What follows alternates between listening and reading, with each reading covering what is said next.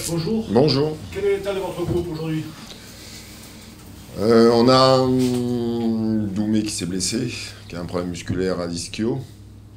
Il y a, suite aux examens hier après-midi, il y a un petit quelque chose, donc il sera absent pour le déplacement de Caen. Et on récupère Juris qui sort de sa suspension. Coach, et Franck Magri qui va mieux, donc qui sera à nouveau dans le groupe. Coach, après une telle série, le Sporting va pour le mieux.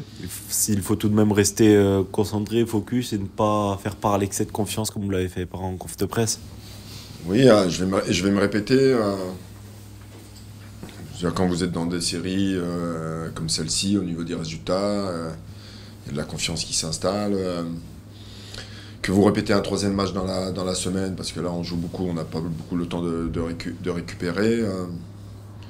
En fait, il faut rester focus et focalisé sur le match. En fait, on n'a pas lieu de s'occuper de l'extérieur.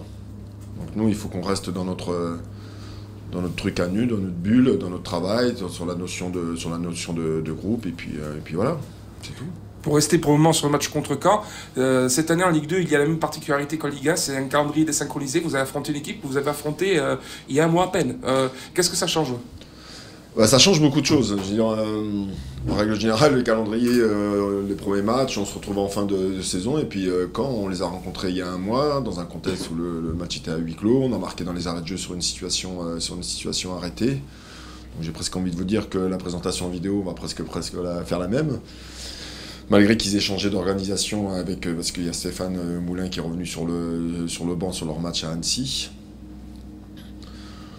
Après on se connaît tous, à force de voir les matchs. Mais c'est vrai que c'est comme la semaine prochaine, on reçoit Quevilly, on les a joués il y a un mois. C'est vrai que ça reste quand même assez particulier de retrouver les équipes qu'on a jouées il y a très peu de temps. Coach, est-ce qu'avec vos joueurs, maintenant que vous n'êtes plus qu'à 6 voire 8 points du maintien, est-ce que vous l'évoquez encore cet objectif ou vous êtes passé à autre chose, un top 8? Peut-être que vous l'évoquez ou pas encore? On n'a rien évoqué au sein du groupe au niveau du classement, on n'en parle pas. Vous savez, il reste 17 journées de championnat. Ça n'a pas sa place aujourd'hui. En fait, nous, comme il y avait 3 matchs dans la semaine, on est concentré sur les matchs à jouer, parce qu'on n'a pas le temps de parler d'autre chose. On joue, on prépare, on récupère et on rejoue. Donc il y a un bilan qui sera fait à la fin de ces 3 matchs. On avait dit qu'on en parlerait après le match de Caen. Donc on parlera de tout ça plus tard. Coach, je reviens un instant sur le match contre Saint-Etienne. Il y a une donnée que l'on n'a pas évoquée, c'est quand même Saint-Etienne est le deuxième budget de deuxième division. Est-ce que ça prouve bien que le pognon, ça ne fait pas tout?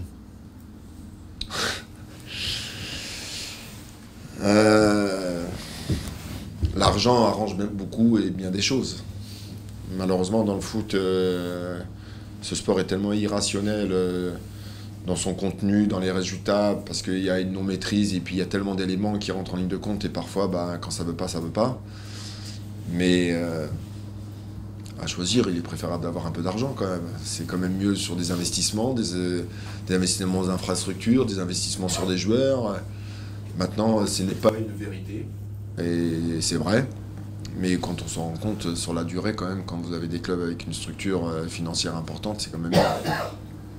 Coach, pour continuer sur le match de Saint-Etienne, il y a des joueurs qui sont en train de monter en puissance et qui confirment. Djoko sur la pointe de l'attaque. Il y a également Bonnert sur le côté gauche qui est une nouvelle belle surprise venue du Luxembourg. Oui, je leur ai fait confiance. Aujourd'hui, on est parti sur une rotation au sein de l'effectif. Tout le monde joue, ça rentre, ça sort. Moi, je ne me posais pas de questions sur leur qualité. Il leur fallait un petit peu de temps pour s'intégrer au groupe, à notre système de jeu, la façon quand on évolue. Effectivement, ils ont fait un match intéressant mardi. Voilà, je suis en train de réfléchir pour savoir comment on va s'orienter, on va s'organiser pour le match de Caen. En fait, je suis dans la même logique depuis le début de la semaine. Il est probable qu'on fasse encore tourner des joueurs. Il y a l'état des joueurs aussi, il y a une fatigue qui est présente, il y a des bobos, il y a des douleurs un peu partout. On a encore 24 heures ou 48 heures de récup.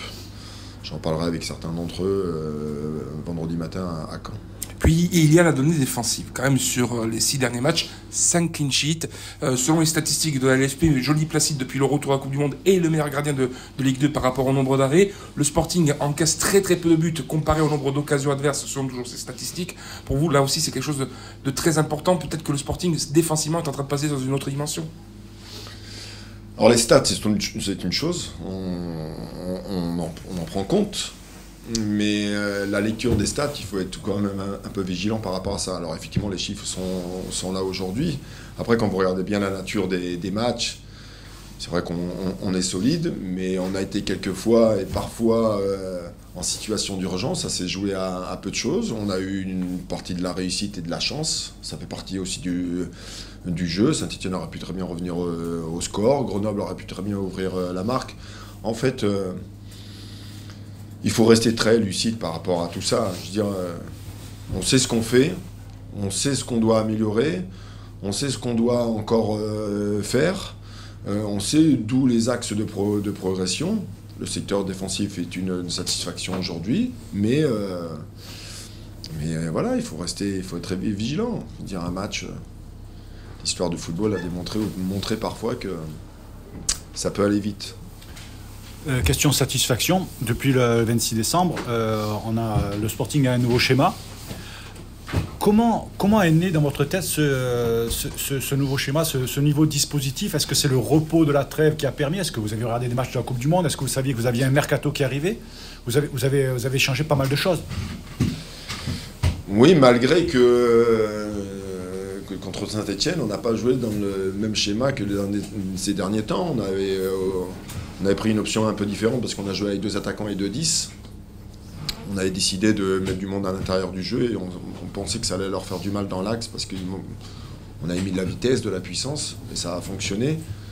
Après, sur le nouveau système, effectivement, j'ai regardé beaucoup de matchs de Coupe du Monde, mais j'ai regardé beaucoup mon équipe aussi.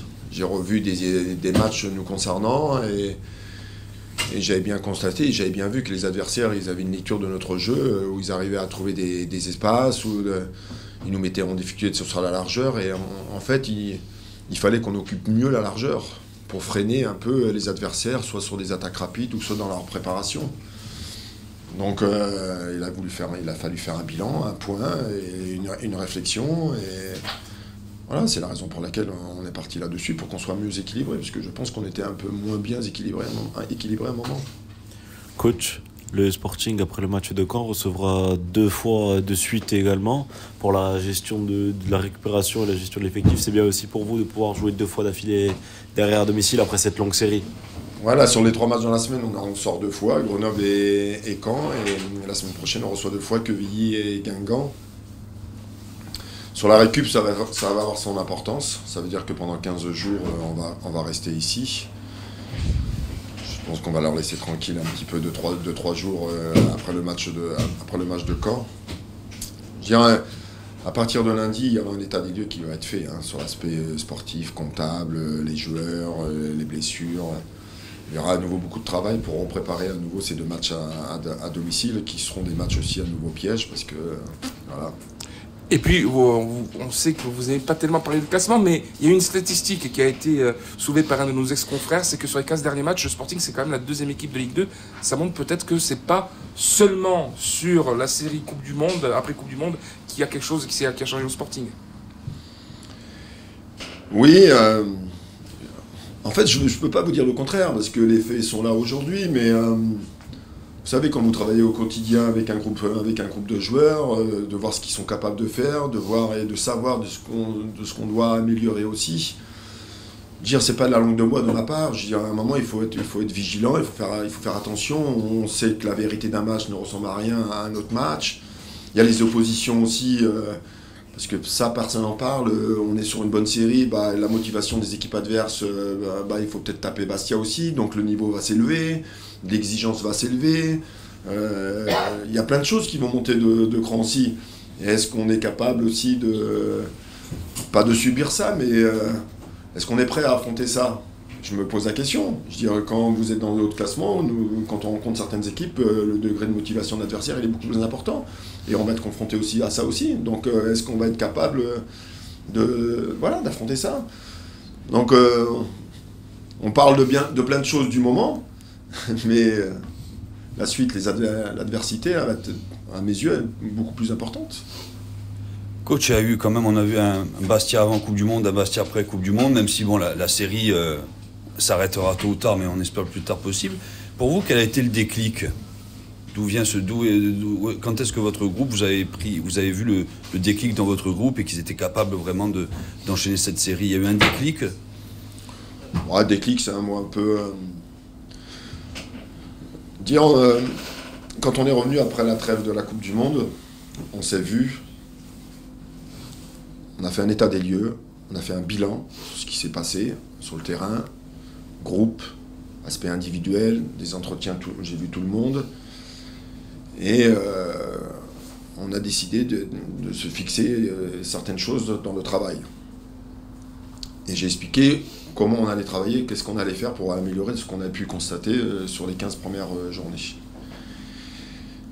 Une forme de rigueur. En fait, on a pris des points bien précis et il y avait des détails qui devaient avoir leur importance. Et le club, le groupe, a fait que tous ces petits détails ont fait que ils ont senti que voilà, il y a des choses qui allaient changer et qu'on allait évoluer peut-être d'une façon un peu différente. Et début de la préparation, on est parti 3 jours à Porto Vecchio, des matchs de préparation contre des oppositions un peu différentes, on a reçu la Fiorentina. En fait, on a réussi à créer un climat un peu différent. Et je pense que c'est à partir de là que j'ai un ressenti, et que sûrement eux de leur part aussi du vestiaire, que les choses allaient changer ou évoluer. Et voilà, et petit à petit... vous gagnez les matchs, après on est toujours lié aussi aux résultats. Je veux dire, les scénarios du match contre Caen, vous marquez dans les arrêts de jeu.